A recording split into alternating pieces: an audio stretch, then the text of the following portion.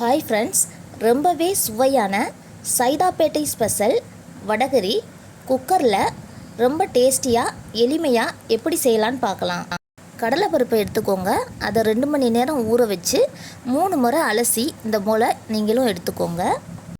இப்போ ஒரு மிக்ஸி ஜாரில் நம்ம 2 மணி நேரம் ஊற வச்சு கழுவி எடுத்த கடலைப்பருப்பை ட்ரான்ஸ்ஃபர் பண்ணிக்கலாம்.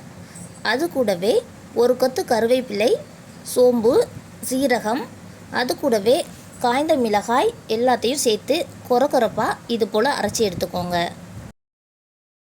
அரைச்சி எடுத்ததை ஒரு பவுலில் இது போல் எடுத்து தனியாக வச்சுக்கோங்க. இது கூட தேவையான அளவு உப்பு சேர்த்து நல்லா பிசைஞ்சு எடுத்து இதை அப்படியே ஒரு பால் ஷேப்புக்கு உருட்டி அப்படியே வச்சுருங்க. தோசைக்கல்லை அடுப்பில் வச்சு சூடானதும் எண்ணெய் ஊற்றிக்கோங்க. இப்போ ஒரு பவுலில் தனியாக தண்ணி எடுத்து வச்சு அதை நம்ம கையை நனைச்சி நம்ம உருட்டி வச்சுருந்த அந்த பால் ஷேப் உருண்டையை எடுத்து அந்த தோசைக்கல்லில் வச்சு கொஞ்சம் கொஞ்சமாக இப்படி தண்ணியை தொட்டு அதை பெரிய அடை சைஸுக்கு நம்ம திரட்ட போகிறோம். இது போல் பொறுமையாக பெரிய அடையாக தட்டி எடுத்துக்கோங்க. அதை சுற்றி கொஞ்சம் ஆயிலும் சேர்த்துக்கோங்க. இப்படி செய்கிறப்பவே நம்ம கடலை வடை சுடும்போது எவ்வளோ மணமாக இருக்குமோ அது போலவே இருக்கும். இப்போ வெந்து வந்துச்சு. அதை அப்படியே திருப்பி போட்டு பின்னாடியும் வேக விடணும். 2 சைடும் நல்லா வெந்து வரணும்.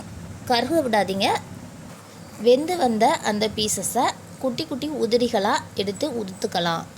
நல்லா ஆறிடுச்சு. இப்போ பாருங்கள், நல்லா உதுத்து எடுத்துருக்கேன். இது போல் நீங்களும் உதுத்து எடுத்துக்கோங்க. இப்போ ஒரு குக்கரில் ஆயில் ஊற்றி அதில் பட்டை கிராம்பு வகைகள் சேர்த்து அது கூடவே ஒரு ஆனியனையும் சேர்த்து நல்லா வதக்கிக்கிறேன். கூடவே 2 பச்சை மிளகாய், நான் இஞ்சி பூண்டு பேஸ்ட்டை தட்டி சேர்த்துருக்கேன். அது கூடவே புதினா, மல்லி 2யும் சேர்த்துக்கலாம். எல்லாத்தையும் நல்லா மிக்ஸ் பண்ணி இந்த பச்சை வாசனை போகிற வரைக்கும் இதை நல்லா கிளறி விடுங்க. சில பேர் அந்த அடையை தட்டாமல் அவிச்சு எடுப்பாங்க. அந்த மாதிரி செய்கிறத விட இது போல் நீங்கள் தட்டி எடுத்து செஞ்சிங்கன்னா டேஸ்ட்டு ரொம்பவே நல்லாயிருக்கும். எல்லாமே பச்சை வாசனை போக ரெடி ஆயிடுச்சு. இப்போ நாம் இதில் தக்காளி சேர்த்துக்கலாம். தக்காளியும் சேர்த்து இது கூட நல்லா மிக்ஸ் பண்ணிக்கலாம்.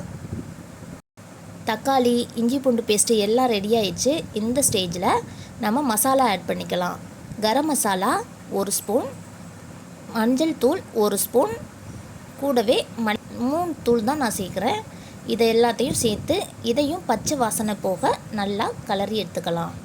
இந்த மெத்தடை ஒரு தடவை நீங்கள் ட்ரை பண்ணி பார்த்தாலே உங்களுக்கே ரொம்ப பிடிக்கும். அவ்வளோ டேஸ்ட்டாக இருக்கும்.